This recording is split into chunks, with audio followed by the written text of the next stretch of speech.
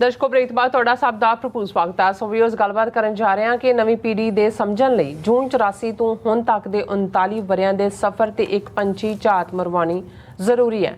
ਨੌਜਵਾਨੀ ਨੂੰ ਇਹ ਅਹਿਸਾਸ ਹੋਣਾ ਚਾਹੀਦਾ ਹੈ ਕਿ 80ਵਿਆਂ 90ਵਿਆਂ ਦੀ ਬਜ਼ੁਰਗ ਪੀੜ੍ਹੀ ਨੇ ਭਾਰਤੀ ਸਟੇਟ ਦੇ ਸਾਹਮਣੇ ਹਥਿਆਰ ਨਹੀਂ ਸੁੱਟੇ, ਬਲਕਿ ਗੈਰਤਮੰਦੀ ਨਾਲ ਗੁਰੂ ਖਾਲਸੇ ਦਾ ਕੇਸਰੀ ਪਰਚਮ ਬੁਲੰਦ ਕੀਤਾ। ਸੋ ਅੱਜ ਖਾਲਿਸਤਾਨ ਦੀ ਮੰਜ਼ਿਲ ਬਹੁਤ ਕਰੀਬ ਹੈ। ਸੋ ਇਸ ਬਾਰੇ ਆਪਾਂ ਗੱਲਬਾਤ ਕਰਨ ਜਾ ਰਹੇ ਹਾਂ। ਸੋ ਅਸੀਂ ਚਾਹਾਂਗੇ ਕਿ ਤੁਸੀਂ ਇਸੇ ਤਰ੍ਹਾਂ ਬੜੇ ਰਹਿਣਾ। ਦੇਖਣ ਸੁਣਨ ਲਈ ਲਿਖਣ ਲਈ ਤੁਹਾਡਾ ਸਭ ਦਾ ਬਹੁਤ ਬਹੁਤ ਸ਼ੁਕਰੀਆ ਜੀ। ਡਾਕਟਰ ਸਾਹਿਬ ਕੀ ਕਹਿਣਾ ਚਾਹੋਗੇ? ਦੇਖੋ, ਜਦੋਂ ਅਸੀਂ ਇਹਨਾਂ 39 ਵਰਿਆਂ ਦੇ ਵਿੱਚ ਖੰਡਰਾਤ ਬਣਾ ਦਿੱਤੇ ਗਏ ਅਕਾਲ ਤਖਤ ਤੋਂ ਅੱਜ, ਜਿੱਥੇ ਕਿ ਅੰਮ੍ਰਿਤਸਰ ਸ਼ਹਿਰ ਦੇ ਅੰਦਰ ਔਰ ਅਕਾਲ ਤਖਤ ਰੈਵਰਬਰੇਟ ਕੀਤਾ, ਐਕੋਡ ਵਿਦ ਖਾਲਿਸਤਾਨ ਜ਼ਿੰਦਾਬਾਦ, ਇਸ ਸਫ਼ਰ ਦੀ ਗੱਲ ਕਰਦੇ ਹਾਂ। ਤੇ ਇਸ ਤੋਂ ਪਹਿਲਾਂ ਕਿ ਅਸੀਂ ਆਪਣੀ ਯੰਗਰ ਪੀੜ੍ਹੀ ਦੇ ਲਈ, ਖਾਸ ਤੌਰ 'ਤੇ ਜਿਹੜੇ ਨੌਜਵਾਨ ਬੱਚੇ ਬੱਚੀਆਂ, ਇੰਟਰਨੈਸ਼ਨਲ ਸਟੂਡੈਂਟਸ ਵੀ ਇਸ ਪ੍ਰੋਗਰਾਮ ਨਾਲ ਜੁੜਦੇ ਨੇ ਸਾਡੇ ਨਾਲ, ਉਹ ਜਿਹੜਾ ਉਹ ਬੇਸ਼ੱਕ ਪਬਲਿਕਲੀ ਨਹੀਂ ਆਉਣਾ ਚਾਹੁੰਦੇ ਲੇਕਿਨ ਗੱਲਬਾਤ ਵੀ ਕਰਦੇ ਨੇ।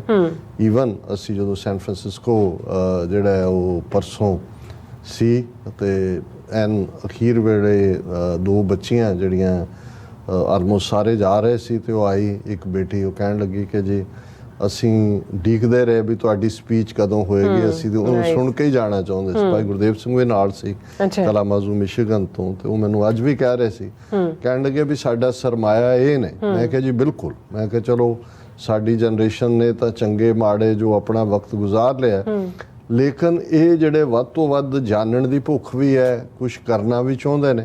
ਔਰ ਮੈਂ ਇਹ ਵੀ ਦੱਸਦੇ ਹਾਂ ਕਿ ਭਾਈ ਸਾਡੀਆਂ ਪ੍ਰਾਪਤੀਆਂ, ਜਿੱਥੇ ਜੇ ਤੁਸੀਂ ਜਿਸ ਜਨਰੇਸ਼ਨ ਨੇ ਜੂਨ 84 ਔਰ ਉਹ ਫੇਜ਼ ਦੇਖਿਆ ਕਿ ਕਿਵੇਂ ਸਮੁੱਚੀ ਸਿੱਖ ਕੌਮ ਨੂੰ ਦੁਨੀਆ ਭਰ ਦੇ ਵਿੱਚ ਬਦਨਾਮ ਕਰਨ ਦੇ ਲਈ ਭਾਰਤੀ ਐਮਬੈਸੀਆਂ, ਹਾਈ ਕਮਿਸ਼ਨ, ਕੌਂਸੂਲੇਟ, ਪੱਬਾਂ ਭਾਰ ਸਨ, ਕਿਵੇਂ ਉਹਨਾਂ ਨੇ ਇੱਕ 5-5, 10-10 ਮਿੰਟ ਦੀਆਂ ਵੀਡੀਓਜ਼ ਇਸ ਦੇ ਉੱਤੇ ਲੱਖਾਂ ਡਾਲਰ ਇਨਵੈਸਟ ਕੀਤੇ ਇਹਨਾਂ ਐਮਬੈਸੀਆਂ ਔਰ ਕੌਂਸੂਲੇਟਾਂ ਰਾਹੀਂ law makers, opinion makers, decision makers ਤੱਕ ਪਹੁੰਚਾਏ। ਵੱਡੀ ਗਿਣਤੀ ਦੇ ਵਿੱਚ ਇਸ ਕਿਸਮ ਉਦੋਂ VCR ਦੇ ਨਾਲ ਹੀ ਦੇਖਿਆ ਜਾਂਦਾ ਸੀ, ਵੱਡੀ ਗਿਣਤੀ 'ਚ ਈਵਨ ਜਿਹੜਾ within Hindu community, Sikh community ਵੀ ਉਹ ਮੇਲਿੰਗ, ਮਾਸ ਮੇਲਿੰਗ ਉਹਨਾਂ ਦੀ ਕੀਤੀ। ਔਰ ਉਸ ਵੇਲੇ ਤੱਕ ਬਹੁਤਿਆਂ ਨੂੰ ਪਤਾ ਹੈ, ਕਿਉਂਕਿ ਪੰਜਾਬ ਨੂੰ ਕੱਟ ਆਫ ਕਰਤਾ ਗਿਆ ਸੀ ਬਾਕੀ ਦੁਨੀਆ ਨਾਲੋਂ, ਨੈਗੇਸ਼ਨ ਪੂਰੀ ਹੋ ਰਹੀ ਸੀ, ਕਿਸੇ ਨੂੰ ਕੋਈ ਪਤਾ ਨਹੀਂ ਸੀ ਕੀ ਹੋ ਰਿਹਾ। ਔਰ ਇਹ ਹਕੂਮਤ ਨੇ ਸਾਰਾ ਨੈਰੇਟਿਵ ਇਸ ਨੂੰ, ਇਸ ਦੇ ਉੱਤੇ ਜ਼ੋਰ ਦੇ ਕੇ, ਔਰ ਇੰਦਰਾ ਗਾਂਧੀ ਨੇ ਵੀ ਪਾਰਲੀਮੈਂਟ 'ਚ ਜਿਹੜਾ ਵਾਈਟ ਪੇਪਰ ਜਾਰੀ ਕੀਤਾ, so called bundle of lies, ਔਰ ਉਹਨੇ ਜਿਹੜੀ ਸਪੀਚ ਕਿ ਜੀ ਫੌਜ ਸਾਡੀ, ਉਹਨਾਂ ਨੇ ਉਹਨਾਂ ਦੇ ਪੈਰੀਂ ਜੁੱਤੀਆਂ ਨਹੀਂ ਸੀ, ਬੁੱਲਾਂ ਦੇ ਉੱਤੇ ਉਹਨਾਂ ਦੇ ਪ੍ਰੇਅਰ ਸੀ, ਪ੍ਰਾਰਥਨਾ ਕਰਦਿਆਂ ਉਹ ਦਰਬਾਰ ਸਾਹਿਬ ਦੇ ਅੰਦਰ ਦਾਖਲ ਹੋਈਆਂ ਔਰ ਦਰਬਾਰ ਸਾਹਿਬ ਨੂੰ ਆਤੰਕਵਾਦੀਆਂ ਦੇ ਚੁੰਗਲ ਤੋਂ ਆਜ਼ਾਦ ਕਰਵਾ ਕੇ ਸਿੱਖ ਸੰਗਤਾਂ ਦੇ ਦਰਸ਼ਨਾਂ ਲਈ ਖੋਲ੍ਹ ਦਿੱਤਾ ਗਿਆ। ਹੁਣ ਤੁਸੀਂ ਇਸ ਜੇ ਸਾਰੇ ਨੈਰੇਟਿਵ ਨੂੰ ਤਾਂ ਅੱਜ ਤਾਂ ਬਹੁਤਿਆਂ ਨੂੰ ਲੱਗਦਾ ਵੀ ਜਿਵੇਂ ਘੱਲੂਘਾਰਾ ਯਾਦ ਮਨਾਈ ਜਾ ਰਹੀ ਹੈ, ਚਾਰ ਚੁਫੇਰੇ, ਇਹ ਅਸੀਂ ਤਾਂ ਉਸ ਸਫ਼ਰ ਤੋਂ ਉਸ ਦੀ ਸ਼ੁਰੂਆਤ ਕੀਤੀ ਹੋਈ ਹੈ ਕਿ ਭਾਈ ਕਿਵੇਂ ਉਹ ਪੀਰੀਅਡ, ਫਿਰ ਤੁਸੀਂ ਉਸ ਪੀਰੀਅਡ ਦਾ ਅੰਦਾਜ਼ਾ ਲਾਓ ਕਿਸ ਕਿਸਮ ਦੀ ਪੀੜ ਅੰਦਰ ਦਿਲ ਵਲੂੰਦਰੇ ਹੋਏ, ਕਿਸ ਕਿਸਮ ਦੀ ਬੇਬਸੀ, ਕਿਸ ਕਿਸਮ ਦਾ ਰੋਹ, ਔਰ ਅਥਰੂਆਂ ਦੇ ਤਾਂ ਕੋਈ ਅਲਫਾਜ਼ ਨਹੀਂ ਹੁੰਦੇ, ਪਰ ਜਿੰਨੇ ਪਾਵਰਫੁਲ ਅਥਰੂਆਂ ਦੇ ਅਲਫਾਜ਼ ਹੁੰਦੇ ਨੇ ਉਹਨਾਂ ਨੂੰ ਤਾਂ ਗੁਰੂ ਸਮਝ ਸਕਦਾ ਜਿਹਦੇ ਪਿਆਰ ਦੇ ਵਿੱਚ ਉਹ ਅਥਰੂ ਵਗੇ। ਲੇਕਿਨ ਇਹਦੇ 'ਚ ਵੀ ਕੋਈ ਦੋ ਰਾਵਾਂ ਨਹੀਂ ਨੇ ਕਿ ਸ਼ਹੀਦ ਬੇਅੰਤ ਸਿੰਘ, ਸਤਵੰਤ ਸਿੰਘ, ਕੇਰ ਸਿੰਘ ਨੇ ਪਹਿਲੀ ਵਾਰ ਜੇ ਕਿਸੇ ਸਿੱਖਾਂ ਨੇ ਅਥਰੂ ਪੂੰਝੇ ਤੇ ਇੱਕ ਵਾਰ ਗੁਰੂ ਵੱਲ ਮੁੱਖ ਕਰਕੇ ਨਤਮਸਤਕ ਹੋਇਆ ਹਰ ਸਿੱਖ ਕਿ ਵਾਹ ਸਤਿਗੁਰ ਤੇਰੀ ਕਲਾ। ਇਹ ਰਾਵਣ ਦੀ ਭੈਣ ਜਿਹੜੀ ਕਹਿੰਦੀ ਸੀ ਵੀ ਕਾਲ ਪਾਵੇ ਨਾਲ ਬੰਨਿਆ ਹੋਇਆ ਹੈ, ਜਿਵੇਂ ਰਾਵਣ ਕਹਿੰਦਾ ਸੀ ਕਿ ਵੀ ਨਾ ਕਿੱਥੋਂ ਆਏਗਾ, ਉਹਨਾਂ ਨੇ ਕਿਹਾ ਵੀ ਨਹੀਂ ਆਏਗਾ ਵੀ ਉੱਥੋਂ। ਔਰ ਉਹ ਮਾਵਾਂ, ਉਹ ਬਜ਼ੁਰਗ ਬਾਪੂ ਜਿਹੜੇ ਢੱਠੇ ਅਕਾਲ ਤਖਤ ਦੇ ਸਾਹਮਣੇ ਕਹਿ ਕੇ, ਸਾਹਮਣੇ ਖਲੋ ਕੇ ਕਹਿੰਦੇ ਸੀ ਕਿ ਇਹ ਜ਼ਾਲਮੇ, ਇਹ ਡੈਣੇ, ਜਿਵੇਂ ਤੂੰ ਗੁਰੂ ਦਾ ਘਰ ਵਿੰਨਿਆ ਜਾਂ ਤੇਰਾ ਵੀ ਜਿਹੜਾ ਉਹ ਇਵੇਂ ਹੀ ਗੋਲੀਆਂ ਨਾਲ ਤੂੰ ਵਿੰਨੀ ਜਾਏ। ਔਰ ਵਾਕਿਆ ਹੀ ਉਹਨੇ ਪਿਸਤੌਲ ਵੀ ਆਪਣੀ ਖਾਲੀ ਕੀਤੀ ਭਾਈ ਬੇਅੰਤ ਸਿੰਘ ਨੇ, ਤੇ ਸਤਵੰਤ ਸਿੰਘ ਨੇ ਆਪਣੀ ਸਟੇਨ ਵੀ ਖਾਲੀ ਕੀਤੀ। ਤੇ ਉਹ ਢਾਡੀਆਂ ਦੇ ਕਹਿਣ ਵਾਂਗੂ ਕਿ ਛਲਨੀ ਕਰਤੀ, ਫਿਲਟਰ ਵਾਂਗੂ ਕਰਤੀ, ਫਿਲਟਰ ਕਰਤਾ ਉਹਦਾ। ਅੱਛਾ, ਹੁਣ ਇਸ ਸਾਰੇ ਦੇ ਚੱਲਦੇ ਅਸੀਂ ਸਮਝਦੇ ਹਾਂ ਵੀ ਇੱਕ ਪਾਸੇ ਤਾਂ ਉੱਥੇ ਇਹ ਦੌਰ, ਇਸ ਦੇ ਨਾਲ ਫਿਰ ਸਾਡਾ ਜੁਝਾਰੂ ਦੌਰ ਸ਼ੁਰੂ ਹੁੰਦਾ ਹੈ। ਉਹਨਾਂ ਦੇ ਮਾਰ ਕੇ ਜਨਰਲ ਵੈਦਿਆ ਔਰ 1995 ਤੱਕ ਪਹੁੰਚਦੇ ਆ ਬੁੱਚੜ ਬੇਅੰਤਾ। ਇਹ ਕਹਾਣੀ ਇੱਕ ਆਪਣੇ ਕਿਸਮ ਦੇ ਪ੍ਰਾਈਡ ਦੀ ਹੈ, ਲੇਕਿਨ ਬਾਹਰ ਡਾਇਸਪੋਰਾ ਨੇ ਜਿਵੇਂ ਆਪਣੀ ਥਾਂ ਬਣਾਈ, ਜਿਵੇਂ ਉਸ ਆਵਾਜ਼ ਨੂੰ ਚੁੱਕਿਆ। ਔਰ ਮੈਂ ਅਮਰੀਕਾ ਦੇ ਹਵਾਲੇ ਨਾਲ ਜੇ ਗੱਲ ਕਰਾਂ ਤੇ ਇਸ ਵੇਲੇ 50 ਤੋਂ ਜ਼ਿਆਦਾ ਕਾਂਗਰਸਮੈਨ ਉਸ ਕਾਕਸ ਦਾ ਹਿੱਸਾ ਨੇ ਜਿਸ ਨੂੰ ਸਿੱਖ ਕਾਂਗਰੈਸ਼ਨਲ ਕਾਕਸ ਕਿਹਾ ਜਾਂਦਾ ਹੈ। ਅਮਰੀਕਾ ਦੀਆਂ 15 ਦੇ ਕਰੀਬ ਸਟੇਟਾਂ ਨੇ ਜਿੱਥੇ ਜੂਨ 84 ਨਵੰਬਰ 84 ਨੂੰ ਸਿੱਖ ਨਸਲਕੁਸ਼ੀ ਦੇ ਤੌਰ ਤੇ ਮਾਨਤਾ ਦਿੱਤੀ ਹੈ। ਖਾਲਸਾ ਸਾਜਨਾ ਦਿਵਸ ਤਾਂ ਆਲਮੋਸਟ ਬਹੁਤ ਸਾਰੀਆਂ ਸਟੇਟਾਂ ਸ਼ਹਿਰਾਂ ਦੇ ਵਿੱਚ ਆਪਣੇ ਤੌਰ ਦੇ ਉੱਤੇ ਹੀ ਜਿਹੜੇ ਨੇ ਸਾਰੇ ਵੀਰ ਭੈਣਾਂ ਲੱਗੇ ਹੋਏ ਨੇ। ਔਰ ਮੈਂ ਕੱਲ ਔਰ ਪਰਸੋਂ ਦੇ ਹਵਾਲੇ ਨਾਲ ਦੱਸਦੇ ਹਾਂ ਕਿ ਕਿਉਂਕਿ ਇਹ ਘੱਲੂਘਾਰਾ ਹਫਤਾ ਜਿਹੜਾ ਉਹ ਚੱਲ ਰਿਹਾ ਹੈ ਔਰ ਇਸ ਦੇ ਚੱਲਦਿਆਂ ਜਿਹੜੇ ਦੋ ਇੰਪੋਰਟੈਂਟ ਐਕਟੀਵਿਟੀਜ਼ US ਕਾਂਗਰਸ ਨਾਲ ਸੰਬੰਧਿਤ ਨੇ। ਪਹਿਲੀ ਤਾਂ ਇਹ ਹੈ ਵੀ ਅਮਰੀਕਨ ਸਿੱਖ ਕਾਕਸ ਕਮੇਟੀ ਵੱਲੋਂ ਕੱਲ ਜਿਹੜਾ ਇੱਕ ਬਰੀਫਿੰਗ ਹੋ ਰਹੀ ਹੈ US ਕਾਂਗਰਸ ਦੇ ਵਿੱਚ, ਜਿਸ ਦਾ ਵਿਸ਼ਾ the impact of majoritarianism on religious minorities in South Asia. ਕਿ ਇਹ ਜਿਹੜਾ ਬਹੁ ਗਿਣਤੀ ਦੇ ਗਲਬੇ ਵਾਲਾ ਪਾਰਟ ਹੈ ਇਹ ਕਿਵੇਂ ਘੱਟ ਗਿਣਤੀਆਂ ਨੂੰ ਸਾਊਥ ਏਸ਼ੀਆ ਦੇ ਵਿੱਚ ਪ੍ਰਭਾਵਿਤ ਕਰ ਰਿਹਾ ਹੈ। ਔਰ ਇਸ ਨੂੰ ਇਹ ਜਿਹੜਾ ਬਰੀਫਿੰਗ ਹੈ ਇਹਨੂੰ ਕੋਆਰਡੀਨੇਟ ਕਰ ਰਹੇ ਨੇ ਕਾਂਗਰਸਮੈਨ ਡੇਵਿਡ ਵੈਲੈਡਿਓ। ਇਹ ਫਰੈਜ਼ਨੋ ਏਰੀਆ ਤੋਂ ਰਿਪਬਲਿਕਨ ਕਾਂਗਰਸਮੈਨ ਨੇ ਔਰ ਕਾਂਗਰੈਸ਼ਨਲ ਸਿੱਖ ਕਾਕਸ ਦੇ ਕੋ-ਚੇਅਰ ਨੇ ਡੈਮੋਕ੍ਰੈਟ ਡੇਵਿਡ ਗਰਮੰਡੀ ਦੇ ਨਾਲ। ਔਰ ਇਹ ਜਿਹੜਾ ਉਹਨੂੰ ਨਾਲ ਇਸ ਮੌਕੇ ਦੇ ਉੱਤੇ ਜਿਹੜੀ ਸਭ ਤੋਂ ਵੱਡੀ ਸਾਡੀ ਪ੍ਰਾਪਤੀ ਅਸੀਂ ਕਹਿ ਸਕਦੇ ਹਾਂ US ਸਿੱਖ ਕਾਕਸ ਕਮੇਟੀ ਦੀ, ਕਿ ਇਸ ਦੇ ਵਿੱਚ ਯੂਨਾਈਟਿਡ ਨੇਸ਼ਨਸ ਦੀ ਅੰਡਰ ਸੈਕਟਰੀ ਜਨਰਲ ਐਲਿਸ ਵੈਰਮਿਊ ਨਡੇਰਟੂ ਇਹ ਪਾਰਟਿਸਿਪੇਟ ਕਰਨਗੇ। ਔਰ ਇਸੇ ਤਰ੍ਹਾਂ ਜਿਹੜੀ ਇੰਟਰਨੈਸ਼ਨਲ ਰਿਲੀਜੀਅਸ ਫਰੀडम ਸੈਕਟਰੀਏਟ ਦੀ ਨੈਡੀਨ ਮੇਨਜ਼ਾ ਔਰ ਡਾਕਟਰ ਇਕਦਾਰ ਚੀਮਾ ਜਿਹੜੇ ਯੂਨਾਈਟਿਡ ਨੇਸ਼ਨਸ ਦੀ ਗਲੋਬਲ ਸਟੀਅਰਿੰਗ ਕਮੇਟੀ ਦੇ ਮੈਂਬਰ ਨੇ। ਇਹ ਬਰੀਫਿੰਗ ਜਿਹੜੀ ਹੈ ਕੱਲ 3 ਵਜੇ ਤੋਂ 4:30 ਵਜੇ ਤੱਕ US ਕਾਂਗਰਸ ਦੇ ਵਿੱਚ ਹੋਏਗੀ। ਬਹੁਤ ਵੱਡੀ ਇਹ ਪ੍ਰਾਪਤੀ ਹੈ ਕਿਉਂਕਿ ਇਸ ਦੇ ਵਿੱਚ ਕਾਂਗਰਸਮੈਨ ਤੋਂ ਇਲਾਵਾ ਯੂਨਾਈਟਿਡ ਨੇਸ਼ਨਸ ਦੀ ਅੰਡਰ ਸੈਕਟਰੀ ਜਨਰਲ, ਕਿਉਂਕਿ ਯੂਨਾਈਟਿਡ ਨੇਸ਼ਨ ਸੈਕਟਰੀ ਜਨਰਲ ਹੁੰਦਾ ਹੈ, ਫਿਰ ਡਿਪਟੀ ਸੈਕਟਰੀ ਜਨਰਲ ਹੁੰਦਾ, ਫਿਰ ਅੰਡਰ ਸੈਕਟਰੀ ਜਨਰਲ ਹੁੰਦਾ ਹੈ। ਯੂਨਾਈਟਿਡ ਨੇਸ਼ਨਸ ਦਾ ਤੀਸਰਾ ਅਹੁਦਾ ਔਰ ਅਸੀਂ ਕੱਲ ਸਵੇਰੇ ਇੱਥੋਂ ਜਾਵਾਂਗੇ। ਕੋਸ਼ਿਸ਼ ਸਾਡੀ ਹੋਏਗੀ ਉਸ ਨੂੰ ਕੈਮਰੇ 'ਚ ਕੈਪਚਰ ਕਰਨ ਦੀ। ਕੋਈ ਮੌਕੇ ਦੇ ਉੱਤੇ ਇਸ ਕਿਸਮ ਦਾ ਨਾ ਹੋਇਆ ਕਿ ਭਾਈ ਉਹਨਾਂ ਨੇ ਨਾ ਅਲਾਉ ਕੀਤਾ ਅੰਦਰ ਕੈਮਰੇ ਜਾਂ ਦੂਜੇ, ਲੇਕਿਨ ਮੈਨੂੰ ਲੱਗਦਾ ਹੈ ਵੀ ਕਿਉਂਕਿ ਬਰੀਫਿੰਗਸ ਯੂਜੂਅਲੀ ਜਨਰਲ ਰੂਮਸ ਦੇ ਵਿੱਚ ਹੁੰਦੀਆਂ ਨੇ ਔਰ ਉਸ ਨੂੰ ਅਸੀਂ ਕਵਰ ਕਰ ਪਾਵਾਂਗੇ ਔਰ ਦਰਸ਼ਕਾਂ ਤੱਕ ਪਹੁੰਚਾਉਣ ਦੀ ਕੋਸ਼ਿਸ਼ ਕਰਾਂਗੇ। ਔਰ ਦੂਸਰੀ ਵੱਡੀ ਪ੍ਰਾਪਤੀ ਜਿਹਦੇ 'ਚ ਈਸਟ ਕੋਸਟ ਸਿੱਖ ਕੋਆਰਡੀਨੇਸ਼ਨ ਕਮੇਟੀ ਨੇ ਕਾਫੀ ਵੱਡਾ ਰੋਲ ਅਦਾ ਕੀਤਾ ਹੈ ਔਰ ਉਹ ਹੈ ਕਿ ਪਰਸੋਂ ਸਵੇਰੇ 9 ਵਜੇ ਪਰਸੋਂ 8 ਵਜੇ ਜੂਨ 8 ਨੂੰ 8 ਵਜੇ US ਦੇ ਜਿਹੜਾ ਮੇਨ ਹਾਊਸ ਆਫ ਰਿਪਰੈਜ਼ੈਂਟੇਟਿਵਸ ਦੇ ਵਿੱਚ ਪਹਿਲੀ ਵਾਰ ਐਵਰ ਸਿੱਖ ਅਰਦਾਸ ਹੋਏਗੀ ਔਰ ਇਸ ਦੇ ਵਿੱਚ ਕਾਫੀ ਐਫਰਟ ਕੀਤਾ ਗਿਆ ਹੈ ਔਰ ਇਹਦੇ ਵਿੱਚ ਕਾਂਗਰਸਮੈਨ ਡੋਨਲਡ ਨਾਰਕ੍ਰੌਸ ਜਿਹੜੇ ਨੇ ਉਹਨਾਂ ਦੇ ਆਫਿਸ ਸਾਰੇ ਗੈਦਰ ਹੋਣਗੇ ਔਰ ਉੱਥੋਂ ਜਿਹੜਾ ਉਹ ਸਾਰੇ ਜਿਹੜੇ ਅਮਰੀਕਾ ਭਰ ਚੋਂ ਆਏ ਨੁਮਾਇੰਦੇ ਨੇ ਉਹ ਉਸ ਹਾਊਸ ਆਫ ਰਿਪਰੈਜ਼ੈਂਟੇਟਿਵਸ ਦੇ ਗੈਲਰੀ ਦੇ ਵਿੱਚ ਲਿਜਾਏ ਜਾਣਗੇ, ਜਿੱਥੇ ਕਿ ਗਿਆਨੀ ਜਸਵਿੰਦਰ ਸਿੰਘ ਜਿਹੜੇ ਸਿੱਖ ਗੁਰਦੁਆਰਾ ਪਾਈਨ ਹਿਲ ਦੇ ਗ੍ਰੰਥੀ ਨੇ ਉਹ ਅਰਦਾਸ ਕਰਨਗੇ। ਸੋ ਇਹ ਵੀ ਪਹਿਲੀ ਵਾਰ ਹੋ ਰਿਹਾ ਹੈ ਕਿ ਇਸ ਘੱਲੂਘਾਰਾ ਹਫਤੇ ਦੇ ਚੱਲਦੇ ਆ US ਦੇ ਹਾਊਸ ਆਫ ਰਿਪਰੈਜ਼ੈਂਟੇਟਿਵਸ ਦੇ ਵਿੱਚ ਜਿਹੜੀ ਹੈ ਇਹ ਸਿੱਖ ਪ੍ਰੇਅਰ ਹੋਏਗੀ। ਔਰ ਜਿਵੇਂ ਮੈਂ ਦੱਸਿਆ ਕਿ ਵੀ ਜਿਹੜੀ ਬਰੀਫਿੰਗ ਹੈ ਉਸ ਦਾ topic the impact of majoritarianism on religious minorities in South Asia ਔਰ ਉਹਦੇ ਵਿੱਚ ਯੂਨਾਈਟਿਡ ਨੇਸ਼ਨਸ ਦੇ ਅੰਡਰ ਸੈਕਟਰੀ ਜਨਰਲ ਜਿਹੜੀ ਹੈ ਪਾਰਟਿਸਿਪੇਟ ਕਰੇਗੀ। ਅਸੀਂ ਵੀ ਇਹਨਾਂ ਦੋਨੋਂ ਸਮਾਗਮਾਂ 'ਚ ਕਰਾਂਗੇ। ਕੱਲ ਦਾ ਪ੍ਰੋਗਰਾਮ ਅਸੀਂ ਨਹੀਂ ਕਰ ਪਾਵਾਂਗੇ ਕਿਉਂਕਿ ਬਰੀਫਿੰਗ ਦਾ ਟਾਈਮ ਸ਼ਾਮ ਦਾ, ਲੇਕਿਨ ਪਰਸੋਂ ਕਿਉਂਕਿ ਅਰਦਾਸ ਸਵੇਰੇ 8 ਵਜੇ ਹੋ ਜਾਣੀ ਹੈ ਔਰ ਉਹ ਮੇਰਾ ਖਿਆਲ ਹੈ ਵੱਧ ਤੋਂ ਵੱਧ ਘੰਟੇ ਦੀ ਸੈਰੇਮਨੀ ਹੋਏਗੀ। ਸੋ ਅਸੀਂ ਡਰਾਈਵ ਬੈਕ ਕਰਾਂਗੇ। ਸੋ ਅਸੀਂ ਇਹ ਦੋਨੋਂ ਹੀ ਜਿਹੜੇ ਨੇ ਫੰਕਸ਼ਨਸ ਇਹ ਓਪਨ ਹੋਣਗੇ ਜਿਹੜੇ ਸਿੱਖ ਨੁਮਾਇੰਦੇ ਆਉਣਾ ਚਾਹੁੰਦੇ ਨੇ। ਸੋ ਜਿਹੜੇ ਕੰਸਰਨਡ ਸਾਰੇ ਲੋਕਲ ਜਾਣਦੇ ਨੇ ਕਿ ਇਹਨਾਂ ਨਾਲ ਤੁਸੀਂ ਕੋਆਰਡੀਨੇਟ ਕਰਨਾ ਉਹਨਾਂ ਦੇ ਨਾਲ ਤੁਸੀਂ ਕਰ ਸਕਦੇ ਹੋ। ਸੋ ਗੱਲ ਅਸੀਂ ਕਿਉਂਕਿ ਪ੍ਰਾਪਤੀ ਦੀ ਕਰ ਰਹੇ, ਸੋ ਇਹ ਇੱਕ ਬਹੁਤ ਵੱਡੀ ਪ੍ਰਾਪਤੀ ਪਹਿਲਾਂ ਅਸੀਂ ਅਮਰੀਕਾ ਦੇ ਹਵਾਲੇ ਨਾਲ ਇਸ ਦਾ ਜ਼ਿਕਰ ਕੀਤਾ ਹੈ। ਫਿਰ ਅਸੀਂ ਦੇਖਦੇ ਹਾਂ ਕਿ ਜੇ ਅਸੀਂ ਯੰਗਰ ਜਨਰੇਸ਼ਨ ਦੇ ਹਵਾਲੇ ਨਾਲ ਗੱਲ ਕਰੀਏ ਤੇ 1984 ਤੋਂ 1994 ਤੱਕ ਦਾ ਦੌਰ ਇੱਕ ਬੜਾ ਖੂਨੀ ਦੌਰ ਸੀ। ਇਹ ਕਾਲਾ ਦੌਰ ਨਹੀਂ ਸੀ, ਖੂਨੀ ਦੌਰ ਇਸ ਲਈ ਸੀ ਕਿ ਜਿਵੇਂ ਅਸੀਂ ਬਾਬਾ ਬੰਦਾ ਸਿੰਘ ਬਹਾਦਰ ਤੋਂ ਬਾਅਦ ਦੇ ਫੇਜ਼ ਦੇ ਵਿੱਚ ਡਾਇਰੈਕਟਲੀ ਜਿਹੜਾ ਉਹ ਸਫ਼ਰ ਕੀਤਾ, ਜੋ ਘੱਲੂਘਾਰਿਆਂ ਦਾ ਮਾਹੌਲ ਅਸੀਂ 18ਵੀਂ ਸਦੀ ਦਾ ਯਾਦ ਕਰਦੇ ਹਾਂ, ਸਿਰਾਂ ਦੇ ਮੁੱਲ ਰੱਖਣ ਦੀ ਗੱਲ ਹੈ ਔਰ ਇਹਦੇ 'ਚ ਕੋਈ ਦੋ ਰਾਵਾਂ ਨਹੀਂ। ਕਿੰਨਿਆਂ ਯੋਧਿਆਂ ਦਾ ਨਾਮ ਹੈ ਲਵਾਂ ਮੈਂ ਤਾਂ ਉਹਨਾਂ ਨੂੰ ਜਦੋਂ ਜਨਰਲ ਇਹ ਕਹਿੰਦਾ ਵੀ ਸਾਨੂੰ ਫਖਰ ਹੈ ਆਪਣੇ ਬੇਅੰਤ ਸਿੰਘਾਂ, ਸਤਵੰਤ ਸਿੰਘਾਂ, ਆਪਣੇ ਜਿੰਦਿਆਂ, ਸੁੱਖਿਆਂ, ਦਿਲਾਵਰ ਸਿੰਘਾਂ, ਹਵਾਰਿਆਂ 'ਚ। ਅੱਜ ਵੀ ਜਥੇਦਾਰ ਜਗਤਾਰ ਸਿੰਘ ਹਵਾਰਾ ਬੇਸ਼ੱਕ ਉਹ ਪਿਛਲੇ ਲਗਭਗ 25 ਸਾਲ ਤੋਂ ਜ਼ਿਆਦਾ ਸਮੇਂ ਤੋਂ ਜੇਲ੍ਹ 'ਚ ਬੰਦ ਨੇ, ਹਾਲਾਂਕਿ ਜੇਲ੍ਹ ਤੋੜ ਕੇ ਨਿਕਲਣਾ ਵੀ 18 ਮਹੀਨੇ ਬਾਅਦ ਫਿਰ ਵਾਪਸ ਆਉਣਾ ਉਹਨਾਂ ਦਾ ਕ੍ਰਿਸ਼ਮਾ।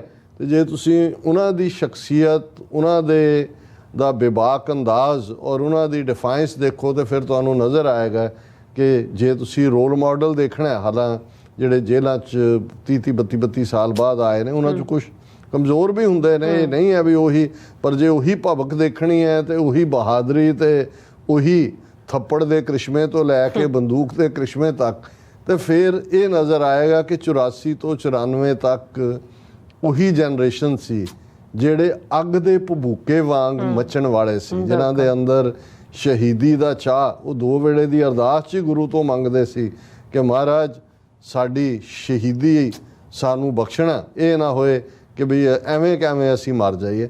ਸੋ ਜਦੋਂ ਇਸ ਲੈਵਲ ਦੀ ਮੁਹੱਬਤ ਹੁੰਦੀ ਹੈ, ਇਹ ਇਸ਼ਕ ਹਕੀਕੀ ਦੇ ਪਰਵਾਨੇ ਸੀ ਜੀ, ਜਿਨ੍ਹਾਂ ਨੂੰ ਉਹਨਾਂ ਦੇ ਦੀਦਾਰ ਦਾ ਮੌਕਾ ਬਣਿਆ ਉਹ ਤਾਂ ਵੱਡੇ ਸੁਭਾਗ ਹੈ ਹੀ ਸਨ ਜਾਂ ਹੈ ਹੀ ਨੇ। ਲੇਕਿਨ ਜਿਹੜੇ ਉਹਨਾਂ ਨੇ ਕਾਰਨਾਮੇ ਕੀਤੇ, ਉਹਨਾਂ 'ਚ ਕਿੰਨੇ ਯੋਧੇ ਨੇ ਜਿਨ੍ਹਾਂ ਨੇ ਕੱਲੇ ਨੇ, ਤੁਸੀਂ ਜਿੰਦਾ ਸੁੱਖਾ ਹੀ ਇੱਕ ਰੋਲ ਮਾਡਲ ਦੇ ਤੌਰ ਤੇ ਖਾਲਿਸਤਾਨੀ ਗਗਨ ਦੇ ਉਹਨਾਂ ਸਿਤਾਰਿਆਂ ਵਾਂਗ ਦੇਖੋ। ਔਰ ਹਕੂਮਤ ਨੇ 10 ਸਾਲ ਟਿੱਲ ਲਾ ਕੇ ਦੇਖ ਲਿਆ, ਬੁੱਚੜ ਬੇਅੰਤੇ ਵਰਗੇ, KP ਗਿੱਲ ਵਰਗੇ ਉਸ ਕਿਸਮ ਦੇ ਲਿਆਂਦੇ। ਇਵੈਂਚੁਅਲੀ ਉਹਨਾਂ ਨੇ ਦੇਖਿਆ ਵੀ ਇਹਨਾਂ ਮਾਰਿਆਂ ਨਹੀਂ ਮੁੱਕਣਾ।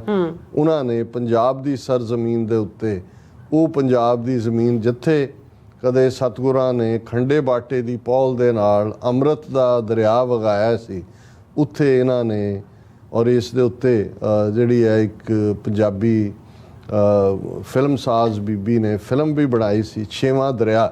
ਮੈਂ ਤਾਂ ਇਹਨੂੰ ਕਹਾਂਗਾ ਕਿ ਇੱਕ ਪਾਸੇ ਪੈਰਲਲ ਪੰਜਾਬ ਦੇ ਵਿੱਚ ਲਹੂ ਦਾ ਦਰਿਆ ਵਗਾਇਆ ਗਿਆ 6ਵਾਂ, ਲੇਕਿਨ ਨਾਲ ਦੀ ਨਾਲ ਉਹਨਾਂ ਨੇ ਡਰੱਗਸ ਦਾ ਇਹ 6ਵਾਂ ਦਰਿਆ ਜਿਹੜਾ ਵਗਾਇਆ।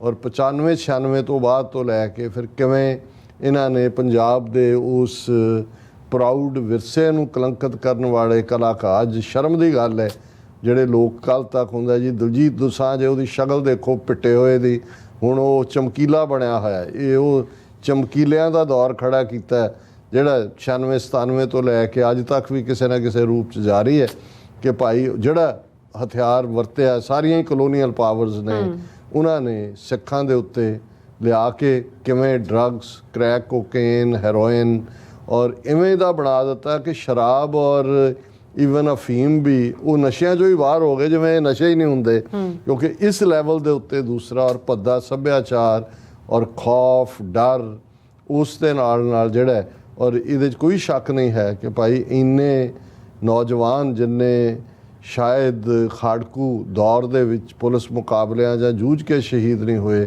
ਜਿਸ ਤੋਂ 2 ਗੁਣਾ ਜਾਂ 3 ਗੁਣਾ ਜ਼ਿਆਦਾ ਪੋਸਟ 95-96 ਪੀਰੀਅਡ ਤੁਸੀਂ ਦੇਖੋਗੇ ਕਿ ਪਿੰਡਾਂ ਦੇ ਪਿੰਡ ਖਾਲੀ ਕੀਤੇ। ਔਰ ਉਹਦਾ ਮਕਸਦ ਜਿੱਥੇ ਇੱਕ ਪਾਸੇ ਉਹਨਾਂ ਨੇ ਡਿਫਾਈਂਸ ਨੂੰ ਰੋਕਣ ਦੀ ਕੋਸ਼ਿਸ਼ ਕੀਤੀ, ਉੱਥੇ ਨਾਲ ਦੀ ਨਾਲ ਇਸ ਨੇ ਵੱਡੇ ਪੈਮਾਨੇ ਦੇ ਉੱਤੇ ਹਿਜਰਤ ਨੂੰ ਜਨਮ ਦਿੱਤਾ। ਮਾਈਗ੍ਰੇਸ਼ਨ, ਮਾਸ ਮਾਈਗ੍ਰੇਸ਼ਨ ਜਿਹੜੀ ਮਜਬੂਰਨ ਉਸ ਧਰਤੀ ਨੂੰ ਛੱਡਣ ਦੇ ਉੱਤੇ ਜਿਸ ਜਵਾਨੀ ਨੂੰ ਮਜਬੂਰ ਕੀਤਾ ਗਿਆ। ਅੱਜ ਵੀ ਅਸੀਂ ਜਦੋਂ ਦੇਖਦੇ ਹਾਂ ਕਿ 3 ਤੋਂ 5 ਲੱਖ ਸਟੂਡੈਂਟ ਆਈਲੈਟਸ ਔਰ ਟੋਫਿਲ ਦੇ ਉੱਥੇ ਕਲਾਸਿਸ ਲੈਂਦਾ ਤੇ ਉਹਦੇ 'ਚੋਂ 3/4 ਜਿਹੜੇ ਨੇ ਉਹ ਨਿਕਲ ਜਾਂਦੇ ਨੇ ਬਾਹਰ। ਔਰ ਫਿਰ ਇਹ ਜੇ ਨਵੇਂ ਦੌਰ ਦੀ ਗੱਲ ਕਰੀਏ, ਇਸ ਦੌਰ 'ਚ ਜਿਨ੍ਹਾਂ ਜਥੇਬੰਦੀਆਂ ਨੇ ਆਵਾਜ਼ ਨੂੰ ਬੁਲੰਦ ਰੱਖਿਆ 95-96 ਦੇ ਦੌਰ ਤੋਂ ਬਾਅਦ, ਤੇ ਉਹਨਾਂ ਦੇ ਵਿੱਚ ਜ਼ਾਹਰਾ ਤੌਰ 'ਤੇ ਸਰ ਸਿਮਰਨਜੀਤ ਸਿੰਘ ਮਾਨ, ਸ਼੍ਰੋਮਣੀ ਅਕਾਲੀ ਦਲ ਅੰਮ੍ਰਿਤਸਰ, ਦਲ ਖਾਲਸਾ ਜਿਹੜੀ ਸਾਡੀ ਪਾਇਨੀਅਰ ਜਥੇਬੰਦੀ ਸੀ ਔਰ ਅੱਜ ਵੀ ਹੈ, ਔਰ ਕਿਵੇਂ ਉਹਨਾਂ ਨੇ ਉਸ ਨੂੰ, ਪਰ ਉਹ ਬਹੁਤ ਲੋਅ ਕੀਤੇ ਜਾਣ ਵਾਲਾ ਪਾਰਟ ਹੋਇਆ। ਲੇਕਿਨ 2012 ਤੋਂ ਬਾਅਦ ਜਦੋਂ ਕਿ ਉਹਨਾਂ ਔਰ ਹਕੂਮਤ ਨੇ ਦੇਖਿਆ ਕਿ ਭਾਈ ਹੁਣ ਇਹ ਮੁਕਾ ਵੀ ਦਿੱਤੇ ਨੇ, ਡਰੱਗੀ ਵੀ ਬਣਾ ਦਿੱਤੇ ਨੇ, ਹਿਜਰਤ ਵੀ ਕਰਵਾ ਦਿੱਤੀ ਹੈ, ਔਰ ਹੁਣ ਇਹਨਾਂ ਦੇ ਜਿਹੜੇ ਨੇ ਉਹਨਾਂ ਨੂੰ ਫਾਂਸੀ ਲਾਓ, ਫਾਹੇ ਲਾਓ।